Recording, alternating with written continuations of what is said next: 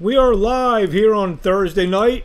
I am Mark Abrams along with former heavyweight contender, cruiserweight contender, BJ Flores. BJ, what's going on, my man? Hey, what's up, guys? Thanks for having me on, Mark. What have you been up to? Obviously, the world has stopped in the last month and a half. So, how are you handling things with everything going on? Tell everyone what you've been up to. Man, I've been good. Everything's fantastic. Started doing the shows for Impact Sports this year with Steve Marcano. New production of boxing that's got a lot of upcoming shows in 2020 before everything happened, and 2021, of course.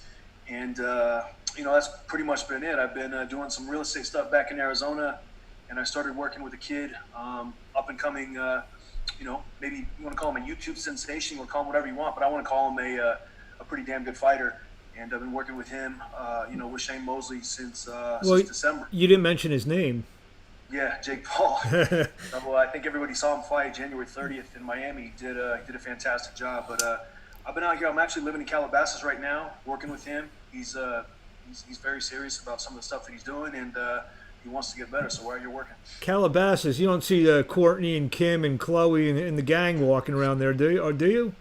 I believe they might be around. I've probably seen them drive by a few times. I've seen a couple cars that probably are their cars, but I really don't pay too much attention. I kind of stay to myself, and I don't really. Well, when you're walking the street, you're trying to tell me Kanye doesn't roll down the window and say, "What's up, BJ?"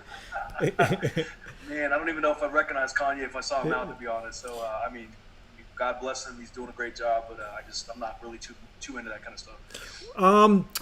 So as what's going on in the world, it sounds like you are doing a lot of stuff. Has that slowed anything down for you? No, I'm really enjoying being retired, to be honest with you. It's really nice. I worked hard, and now it's time for me to kind of go into the second phase of my life, and figure out what I wanted to do. And I wasn't really exactly sure what that was, because you go from fighting big fights and making good money to back to the real world, and it's a very cool adjustment. So luckily I have some real estate. I've got a couple things that are still working for me, and I trained a couple kids, but nothing too serious. And when I got the opportunity to work with Jake, we started. I wasn't really sure what to expect when I first came, and he's a really hard worker. He's very dedicated. He comes from a very athletic background, football player and a wrestler. He's a tough kid, and Midwest kid. He's from Ohio. And we just got along really well, and just a lot more down to earth than I thought he'd be. And he's just down to work, and no nonsense, no BS, and he's just he wants to get better. So we're making it happen. What's the difference? He's a kid. Obviously, he's known for being involved with these YouTube videos and whatnot. Is he a guy? He showed some skills when he fought in Miami a couple months back. Was he a guy that had no boxing experience at all when you got him? You actually had to start from scratch? No, he'd been boxing for a couple years already, and he'd been working with a few guys. Before I was involved, he was working with Shane, and Shane was showing him obviously a lot of good things. And he had one fight previous to me joining the camp, and I originally came into camp as a sparring partner because one of my buddies works with Jake, and he asked me if I could come in and be willing to spar with him. And I said, yeah, sure, no problem. And we sparred a couple times, and then we decided it would be better if I was part of a training team. I'm just too heavy, and we need guys that simulate more like how the kind of guys Jake's going to fight. So I tried to bring in input when I could. Whenever Shane asked me to do things, I tried to do the best I could, and me and Jake got a really good chemistry with the mitt work and all that kind of stuff. So I started as Jake's mitt man, and we just kind of started going from there. And like I said, he called me after the last fight a few weeks after and said, "Hey, let's get to work." And of course, I was ready, so it was good. What's it like also? I know you've been around a lot of great fighters, a lot of legends, through different things. What's it like working shoulder to shoulder with Shane Mosley? Man, it's just, the guy's forgotten more than most people will ever know. So it's just a tremendous honor. Shane is such a hard worker and such a good guy and just such a straightforward guy. And he's just, the thing Shane does, he doesn't have to do what he does. He goes out of his way to make people's lives around him better. And he's into yoga, he's into meditation now. He's just he's a guy that's on the right track, and he just he's really in a good place right now. So I'm really happy for Shane. You see a lot of fighters go the other way, and Shane's in a very good place. Him and his wife Trista, they're doing fantastic. They're good friends of mine, and they're obviously a huge asset.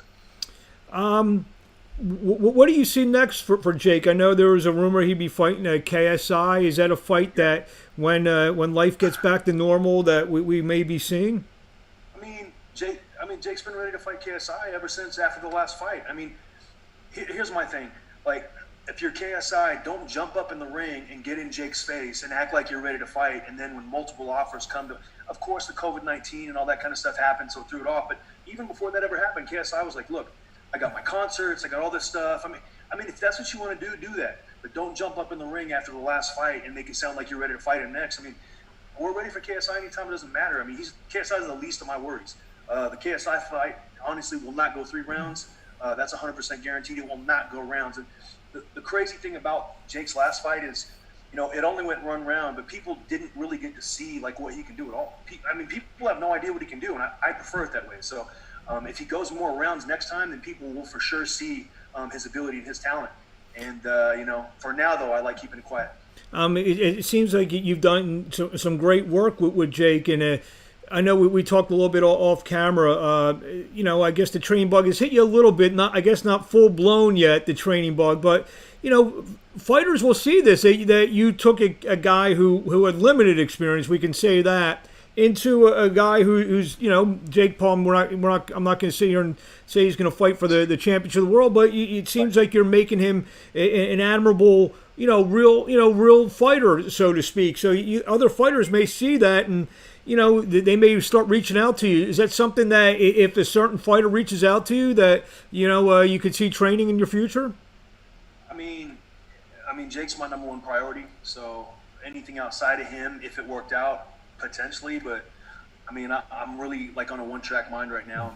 I'm not saying Jake's going to fight for the world title this year. I'm not saying that at all. But I'm saying, and I was just talking to him about it this morning, within the next 12 to 18 months, I could see him fighting some of the top American cruiserweights. Wow. 100%. That's I'm not going to put him in with, the top, the top guys right now, the Blawowskis and the what's his face, Mars Breedis and Dorticos and those guys, yeah. There's other guys around that people would be very, very surprised and that he'll do very well with. And as far as the YouTube and the entertainment goes, he's smashing all those guys. It's not even going to be nothing. So if training's your third job and fighting was your first job, you for the past, I'd say, better part of the last decade, you've had a nice second job, so to speak. Yeah. Being the analyst, you've worked with many networks. Now you're taking on this new venture with the Impact Network. What have you? Tell us a little bit about that.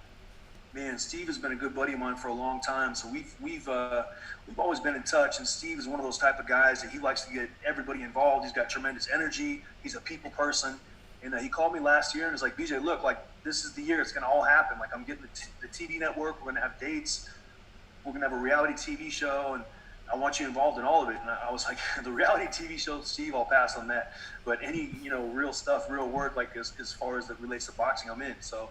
We had our first show February 1st in Mescalero, New Mexico, 3 hours south of Albuquerque in a place where I've never been before. And, it was a good show. It turned out well. Austin Shaw was the main event, and he's got a lot of dates from Impact Network coming up. They were very happy with the show and turnout. And if I'm not mistaken, just being some of the things I've read about it, might be one of the most, if not the most active network in terms of fights once everything gets back going. Yeah, and that's refreshing to see. Steve's one of those guys that likes to give other people opportunities. He likes to give guys chances to fight and prove their potential and their worth. And I just really like Steve. I've always liked Steve. His energy's good, and I just feel like he's the right guy for the job. He had the charisma, the ability, and just the personality to be able to pull us off. So I'm looking forward to it, and we got a good crew of guys that we're working with, and I'm excited. We got a couple minutes left with BJ Flores, a fighter, trainer to the stars, broadcaster, real estate agent. What did I miss anything yet? Rock star? Yeah, I'm actually not an agent. I haven't taken my license yet or got my license, but I'm more of an investor. I'm more of a guy who's been passionate about real estate ever since I was 24 years old. When I first turned pro and I started making money, I just, my grandfather was my great grandfather was a millionaire doing real estate. And I just thought that if you just continue to buy, eventually, he lived in Napa up in Northern California. And I said, if you buy and buy and buy, eventually, regardless of what happens with the economy, and everybody told me, if you just keep buying houses like this, if the economy goes bad, you're going to lose it all. And man, I just kept growing and growing and growing. And I've always loved it because of that. You look like you're in a pretty nice real estate right now. You're saying that's one of the biggest kitchens I've ever seen in my life. Good sized kitchen back here, Mark. It's pretty good. There one of two kitchens in the house. One of the kitchens in the house. One of two kitchens in the house. Yeah. Just before we got on, there's been some breaking news. I don't know if you have even heard it. There's a rumor going around, or actually I think it's more than rumor, that the powers that be have already started negotiations for a potential Tyson Fury, Tyson Fury and Anthony Joshua fight, maybe bypassing Deontay Wilder, to take place maybe in the Middle East later this year. That's the fight now after what Fury did back in February. What are your thoughts? Is something like that were to take place?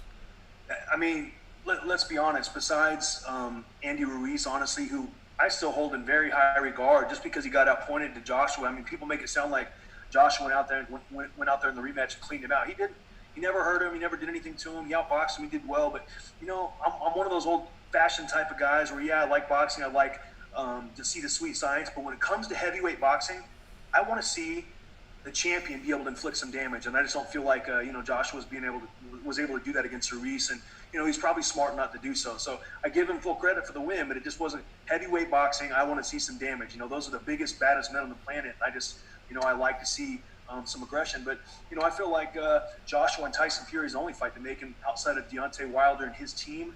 Nobody's really too worried about watching Deontay Wilder go back in that rematch until he goes back out and proves himself again. Now, I don't take anything away from him. He's challenging the best guys. He's fighting the best guys. But, he fell short, very short in the last fight. And I feel like he needs to go back to the drawing board to build up some intrigue for the rematch. Because right now, I just don't feel like anybody cares to see it because it was so one-sided the first fight. Yeah, the story which I saw, I guess it was broken maybe by Steve Kim and Mark Kriegel, said that there'd be so much money in it that they would be able to satisfy Wilder in a step-aside thing. So that's that could be something to look forward to as the year heads out. And I guess the last couple questions, or last question that maybe one could be 2-3 answers.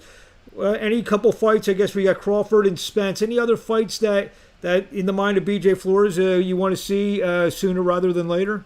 Yeah, I want to see a fight I would greatly like to see is Caleb Plant and David Benavidez. Yeah. Callum Smith and David Benavidez. Let's get these 168-pound guys going. Daniel Jacobs, David Benavidez. David Benavidez is probably my favorite young prospect right now.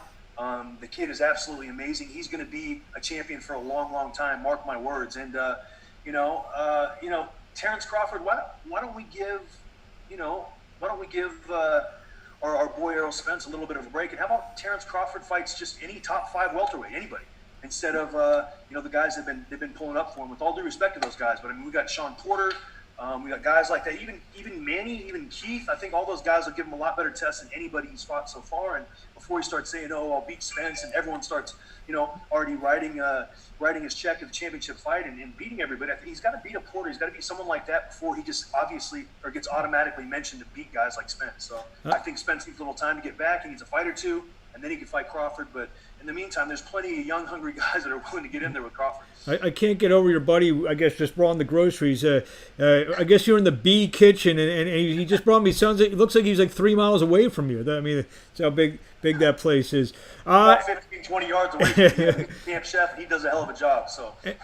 And so you told me you're doing you're staying in shape. You're doing a lot of lifting these days, aren't you? Yeah, I mean it's nice because in boxing before I always had to make weight. I always struggled to make 200. I was never a heavyweight, but I was slightly too big as a cruiserweight as I got older. Every time I made weight after I was about 34, 35, all the way to 39, I didn't make it the right way because I just couldn't get it down.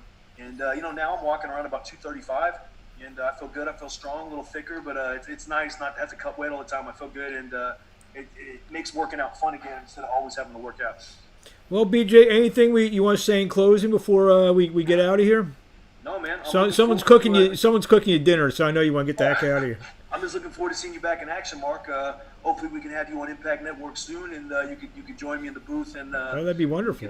We could fulfill one of those predictions we made probably 15, 20 years ago. Absolutely, we did make a prediction that we would be calling fights together. Who knows? Anything's possible. We just got to get this virus out of the world. Forget about all the country, out of the whole world. So I appreciate Before we let you go, where will we find you on social media? My Instagram is BJ Flores Pro. My Twitter is BJ Flores Boxing. I mean, I interact with my fans. I talk to everybody. People ask me a lot of questions. I try to answer them about Jake or about boxing in general. So I do my best, but that's it. I'm just, nose down, working hard, and just focus on what I got and looking forward to the future. There he is, former two-weight contender, trainer to the stars, realtor to the stars probably at some point.